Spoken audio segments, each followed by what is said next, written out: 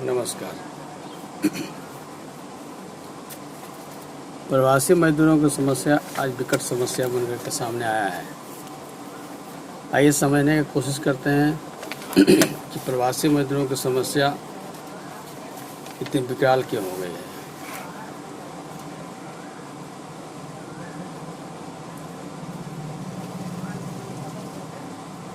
Actually अगर देखा जाए तो आज जो मजदूरों की समस्या इतनी विकराल है, इसके पीछे जो मुख्य कारण है वह है सरकार की गलत नीति। एक एग्जाम्पल से समझने की कोशिश करते हैं। सरकार की किस कृषि नीति पर प्रकाश डालने की कोशिश करते हैं। एक ज़माना था जब कृषक अपने घर में ही जो भी उनका प्रोडक्शन होता था, अगले साल के लिए बीज अपने घर में ही रख लेते थे और बाकी अपना उपयोग करते थे। खाद के लिए उनको बाज़ार के भरोसे नहीं रहना पड़ता था।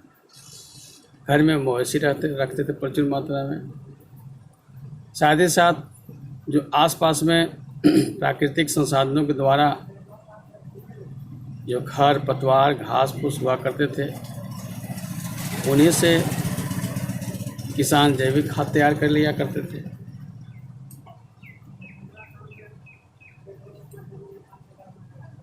एक ज़माना था जब किसान संयुक्त परिवार में रहा करते थे, सभी लोग मिलजुल करके खेती कर लिया करते थे। ये अलग बात है कि उस ज़माने में उपज बहुत ज़्यादा नहीं हुआ करता था, लेकिन इतना भी कम उपज नहीं होता था कि उस परिवार के सभी सदस्यों का साल भर खाने भर ना हो सके। इतना तो जरूर है कि इतना उपज जरूर हो जाता था कि किसान परिवार साल भर बढ़िया से खा पी करके अगले सीजन के लिए बीज के रूप में भी बचा कर रख लिया करते थे। दूसरी बात है कि माना कि उपज कम हुआ करता था, पर लागत भी तो कम होता लगता था। और कृषि से संबंधित जो भी औजार हैं, वस्तुएं हैं, उसके लिए किसी पर आश्रित नहीं रहना पड़ता था।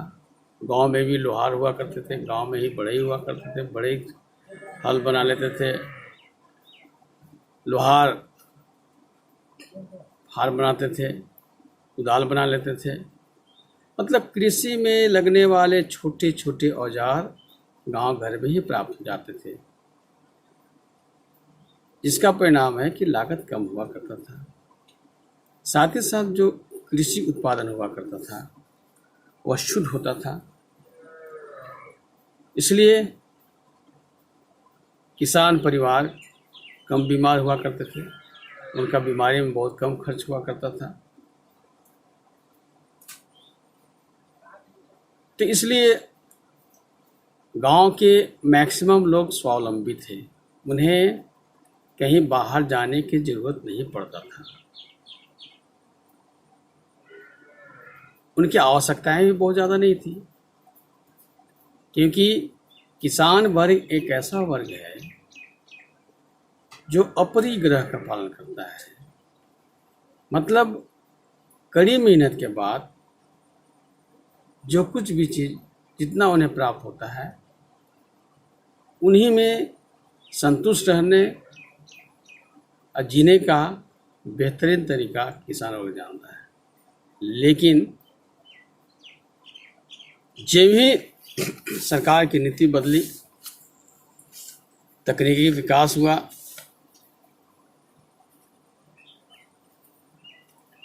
आधुनिक खाद बीज बाजार में आ गए, रासायनिक खाद, रासायनिक बीज, रासायनिक कीटनाशक दवा। हाँ, एक बात और बता देना चाहता हूँ कि पहले किसान लोग चूँकि जैविक खाद बीज का उपयोग करते थे, इसलिए फसल में बीमारी भी कम लगती थी, रोग भी कम लगते थे। मतलब नेचर के साथ, प्रकृति के साथ किसान तालमेल बैठा करके, संतुलन बना करके काम किया करते थे, इसलिए उन्हें कम लागत पड़ता था और बीमारियां भी फसल में कम होती थी, जिसके कारण उस अनाज को खाने से किसान भाई लोग को बीमारी भी कम हुआ करती थी, इसलिए ऑटोमेटिक उनके खर्चे कम थे। लेकिन जो ही विज्ञान तकनीक का विकास हुआ, भोगवाद का विकास हुआ, पूंजीवाद अपना विकराल रूप धारण किया, तो लोगों को भोगवाद की तरफ अमीर लोग, पूंजीपति लोग, उद्योगपति लोग लोगों को भोगवाद की ओर प्रवृत्त करना शुरू किए, उनको आकर्षित करना शुरू किए। आज लोगों, एक औद्योगिक घराने ने, एक पूंजीपति वर्ग सरकार को हाईजैक करके इस तरह से प्रपंच फैलाया समाज में कि अत्यधिक उत्पादन प्राप्त करने के लिए तकनीक पर आधारित रासायनिक खाद, संकर बीज, रासायनिक कीटनाशक दवा इस्तेमाल करें और उससे अधिक से अधिक उत्पादन ले। लेकिन किसान भाइयों, बेचारे किसान लोग तो सरल स्वभाव के होते हैं, समझ नहीं पाते हैं। लोगों का झुकाव उस तरफ बढ़ा, लेकिन यही झुकाव अभी वर्तमान में भयंकर त्रासदी का कारण बना। आज कृषि क्षेत्र में इतना लागत बढ़ गया, इतना पूंजी लग जाता है, देखने से तो लगता है कि हाँ उत्पादन अधिक हुआ है, लेकिन जब उसको कैलकुलेशन करते हैं तो उसमें इतना पूंजी लगता है, इतना खर्च लगता है कि लास्ट में किसान का पूंजी तो जाता ही है, साथ साथ उसका घर से भी चला जाता है। इसलिए धीरे धीरे किसानों की स्थिति बहुत खराब होती चली गई। और चूँकि अंधाधुंध रासायनिक खाद और कीटनाशक दवा का प्रयोग करने के कारण खेत की जो उत्पादन क्षमता है वह भी धीरे धीरे कम होता गया। आज स्थिति इतनी भयावह हो गई है कि कृषि भूमि का 80% भूमि बंजर हो गई है। उसमें दिन प्रतिदिन खाद का मात्रा बढ़ाना पड़ रहा है, और जिसके कारण रासायनिक कीटनाशक दवा के छिड़काव के कारण जो मित्र बैक्टीरिया हैं वो सब नष्ट होते जा रहे हैं, हो गए हैं। आज कृषि का उपज भी महंगा हो गया और उस इतना विषयुक्त खाद्यान्न हो गए हैं कि उसका उपयोग करके आज किसान भाई भी जो आज से 20-25 साल 30 साल पहले बीमारी को जानते नहीं थे, आज इन्हें भी डायबिटीज होने लगा है, इन्हें भी कैंसर होने लगा है, इन्हें भी लकवा होने लगा है, इनको भी गैस्ट्रिक का शिकायत होने लगा है, इनका भी कैब्ज का शिकायत होने लगा है, इनका भी हार्ट अटैक होने लगा है।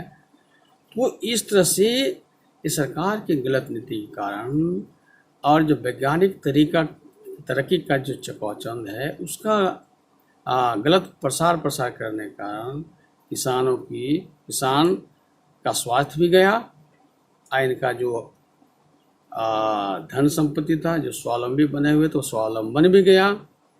मजबूर होकर के एक किसान भी मजदूर होने के लिए मजबूर हो गए, और किसान वर्ग आज के तारीख में कृषि को छोड़ करके और ये भी मजदूरी के लिए पलायन करने लगे।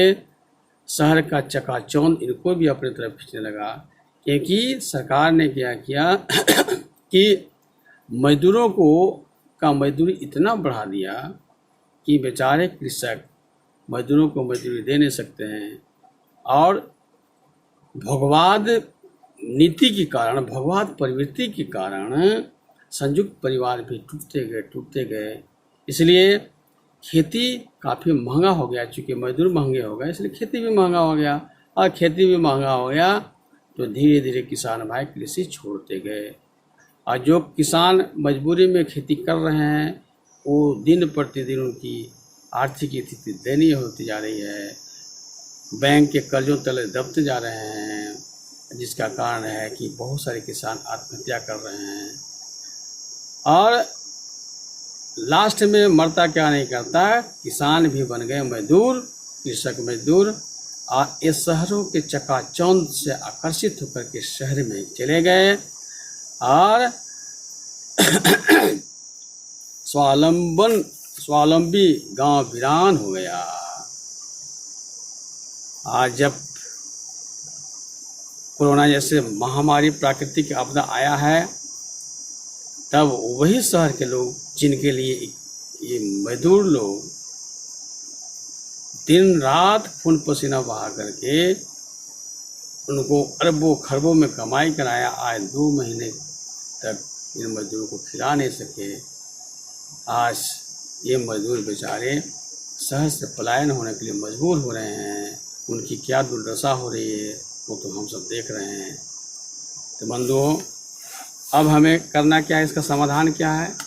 इसका समाधान यह है कि एक कृषक मजदूर लोग, प्रवासी मजदूर पुनः घर पे आ जाएं और जो इनके पास कृषि जो भूमि है उस पर फिर से मेहनत करना शुरू करें, और जो इनके पास, आपके पास भूमि है, जो जमीन है, उसको फिर से आबाद करें, फिर से उसी पैटर्न पर आ जाएं। आप धीरे धीरे रासायनिक खाद, रासायनिक बीज को छोड़ें। और मैं ये नहीं कह रहा हूँ कि तकनीक का इस्तेमाल ना किया जाए, आधुनिक तकनीक का इस्तेमाल किया जाए, लेकिन प्रकृति से जुड़ करके जैविक खाद का उपयोग करें, जैविक कीटनाशक दवा का उपयोग करें। आपका घर में सारी सुविधा है, घर में आप वैज्ञानिक तरीका से जैविक खाद बनाएं, कीटनाशक दवा बनाएं, उसमें आपका लागत कम पड़ेंगे। दूसरी बात है कि कोऑपरेटिव, मिलजुल कर खेती करना पड़ेगा फिर से। पहले संयुक्त परिवार था, आज संयुक्त परिवार छूट गए, लेकिन सहकारिता पैटर्न पर आना पड़ेगा। कोऑपरेटिव सिस्टम मतलब गांव के लोग आपस में मिलजुल करके एक ग्रुप बना करके, एक समिति बना करके, गांव में जितने भी खेतीहर, जितने भी कृषक हैं, एक कोऑपरेटिव संस्था बना करके और सभी लोग मिलजुल करके खेती करें। खेती से संबंधित जो औजार लगने वाले हैं उसका उत्पादन करें कोऑपरेटिव सिस्टम से। कृषि से संबंधित जो बीज हैं, खाद हैं, कीटनाशक दवा, उसका इस्तेमाल खुद करें। तो आप देखेंगे कि धीरे धीरे कृषि पे लागत कम होगा, उत्पादन ज़्यादा होगा, और जो भी उत्पादन होगा शुद्ध होगा। जब खाएंगे तो स्वस्थ भी रहेंगे, और जो दूसरों को बेचेंगे वो भी स्वस्थ रहेंगे। दूसरी बात क्या है कि सबसे खराब नीति क्या है कि कृषि करते हैं हम, कृषि में कितना हमारा पूंजी लगा, कितना लागत लगा, कितना मेहनत लगा, ये हम जानते हैं, कृषक भाई जानते हैं। लेकिन कृषि उत्पाद का समर्थन मूल्य कौन तय करता है? सरकार तय करती है। इस नीति का विरोध करना पड़ेगा। कृषि हम करते हैं तो हमें पता है कि इसमें कितना लागत लगा है, उसमें कितना कितने का खाद लगा है, कितने का बीज लगा है, कितना समय लगा है, कितना पानी लगा है, कितना बिजली लगा है। क्योंकि हम सब की गवर्नमेंट को लैंड का भी टैक्स दे रहे हैं, बिजली का भी टैक्स दे रहे हैं, खाद बीज सबका टैक्स दे रहे हैं, तो हमें पता है कि उसमें कितना खर्च लगा है। सो समर्थन मूल्य सरकार नहीं तय करेगी, किसान भाई तय करेंगे। जो वहाँ के जो कोऑपरेटिव ऑर्गेनाइजेशन होगा, सहकारी समिति होगी, वो तय करेगा, और उसके आधार पर मूल्य मिलेगा तो बेचेंगे, नहीं तो नहीं बेचेंगे। सरकार की इस नीति का विरोध करना पड़ेगा, सरकार पर दबाव बनाना पड़ेगा, तभी किसानों की स्थिति सुधर सकती है और किसान मजदूर भाइयों का भी स्थिति सुधर सकता है। अन्यथा इनकी जो नीतियां हैं, इसको अगर आप विरोध नहीं करेंगे, संग्राम नहीं करेंगे, लड़ाई नहीं करेंगे, मान कर चलेंगे, तो आप आज शहर से जैसा बेघर होकर के किसी तरह से कितना मजबूरी में आप आ रहे हैं, गांव में भी यह व्यवस्था जीने नहीं देगा चैन से, यहाँ भी आपको मरने के लिए मजबूर कर देगा। इसलिए यहाँ पे एक एग्जाम्पल मैं बता रहा हूँ कि किसानों को जागरूक होना होगा। दूसरी बात क्या है कि कृषि में लगने वाले जो चीज़ें हैं, जैसे खाद है, बीज है, कुदाल है, फार है, गैंता है, हल है, ये सारी व्यवस्था हमारे लोकल एरिया में होना चाहिए।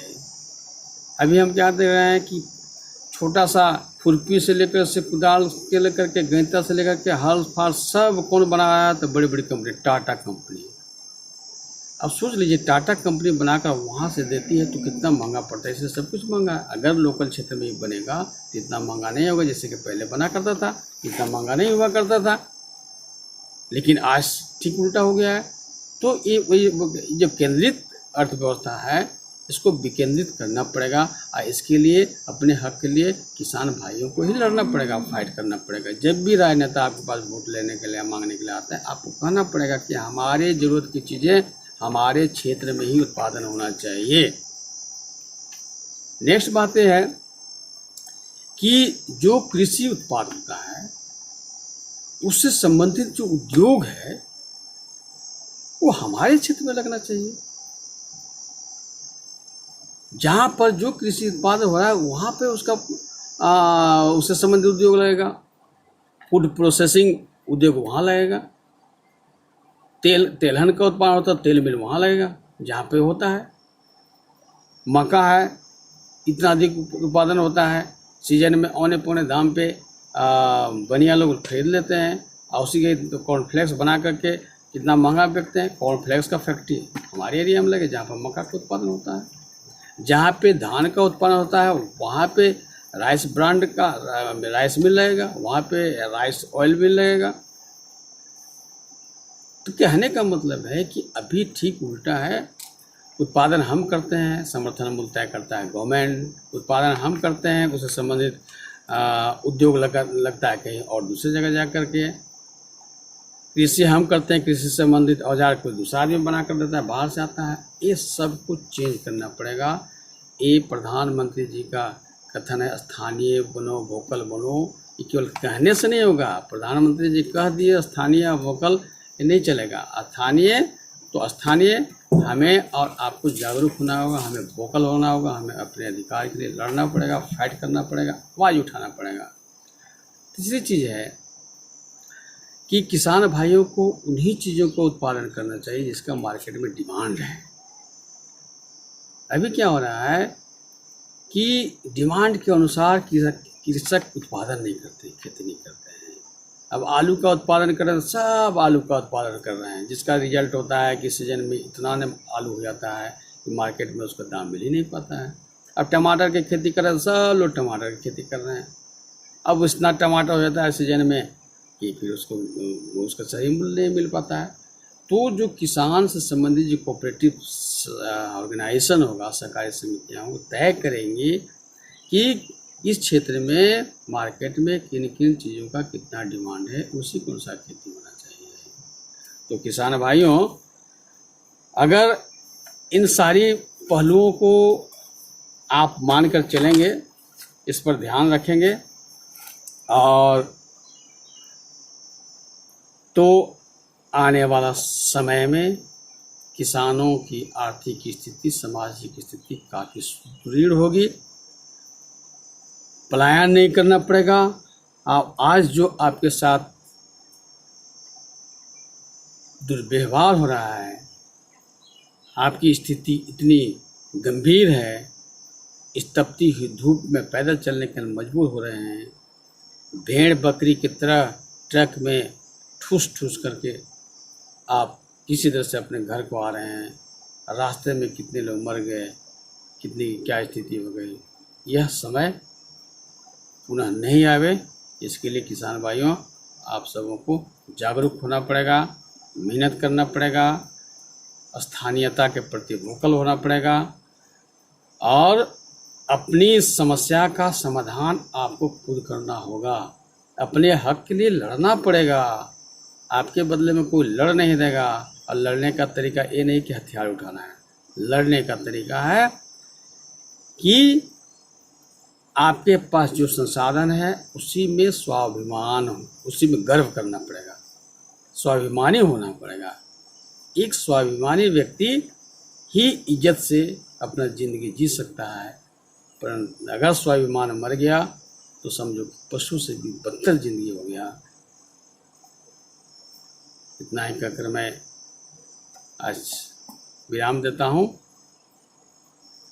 मजदूर किसान भाइयों की समस्या को लेकर के मैं लगातार वीडियो बना रहा हूँ। अगले बार फिर मजदूर किसान भाइयों से संबंधित समस्या को लेकर के आऊँगा। तब तक धन्यवाद, नमस्कार।